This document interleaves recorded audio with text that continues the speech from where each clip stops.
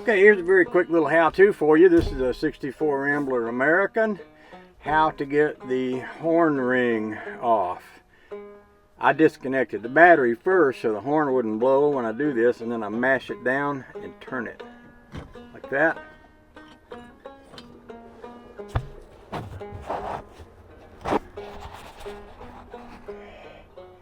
And there is the horn ring coming off.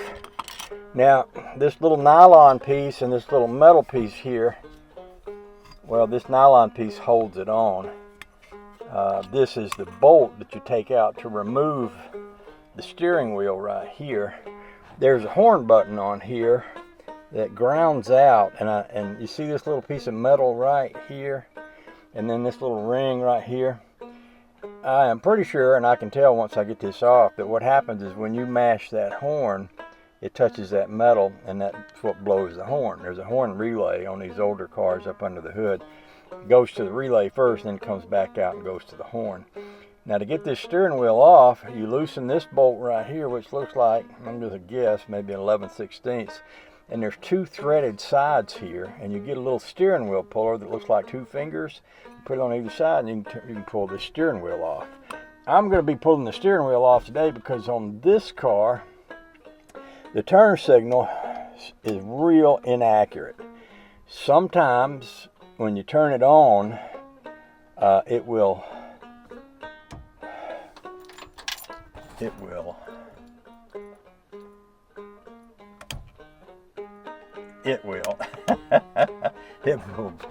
blink here on the dash. Apparently not always. And sometimes it won't blink on the dash, but it won't cut itself off. Now, it's possible to buy all the mechanism inside of here to fix that right, but being an old truck driver, what I've done instead, in order to be quick and dirty, because then the reality is this whole column will be coming out, and I'm going to be putting a Prius electric power steering in here. But I went online, I bought this turn signal. This is the kind of thing you'd see on an old Mack truck. Got it for 17 bucks. It's got the diode in it already, and it's got the blinker on it, and it's got the flashers built in, which this car don't have flashers. Now, I can get inside of here, pull out there should be two wires, one for each side of the turn signal, and then a hot wire that activates the horn and the signals. And I should be able to, with those three wires, hook them to this and mount this right here and just use that for a turn signal until I get to the point where I'm ready to take all this apart and redo it. That's my plan. So I said I thought this was going to be an 11/16, but it's actually a 3/4. And the way I'm going to get that off here is to just take this big long wrench. I'm going to sit y'all. Let's see if I can sit you up here hanging on to the I don't know if you can see me from there or not. Let's try this way. What's right over there? What's right over there? About that.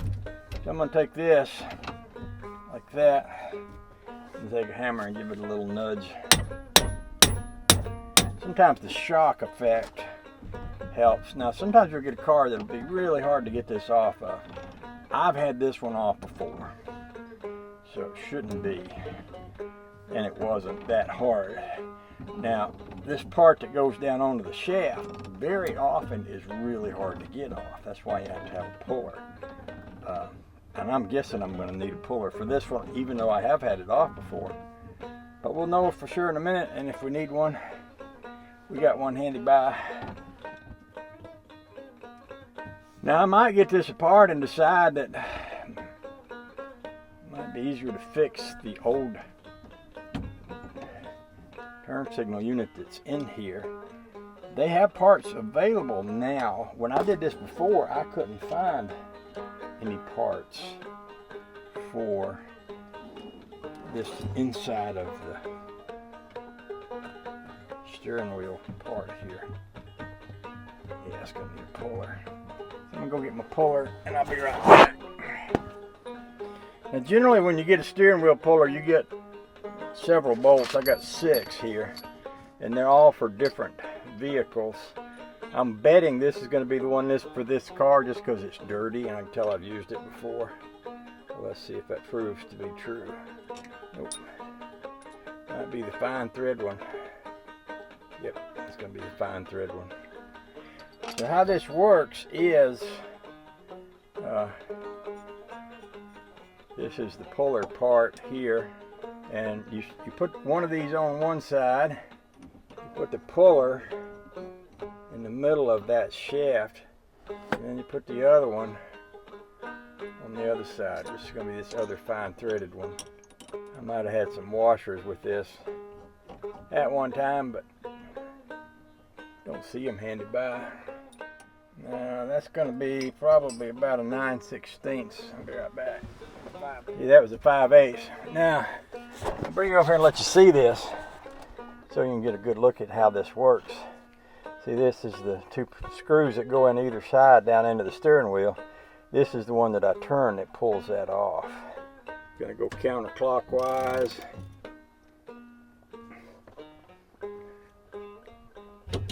Pop.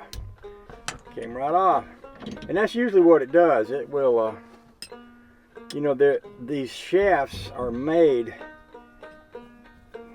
so that once this goes on there, it kind of locks the steering wheel in place, which, if you think about it, that's what you want. You know, you don't want your steering wheel being loose or floppity or anything like that. Now, I always keep these things all together in a bag because, boy, it'd be real easy to pull these screws out and stick them in something else. And then I wouldn't have them when I need them, like when I need them right now today.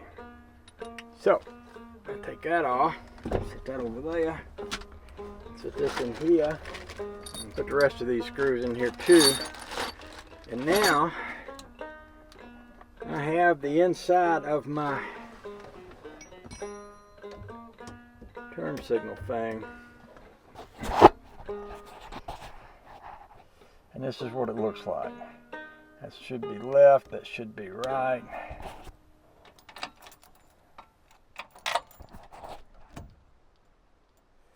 They don't appear to be working. Oh, I got the battery off, that's why.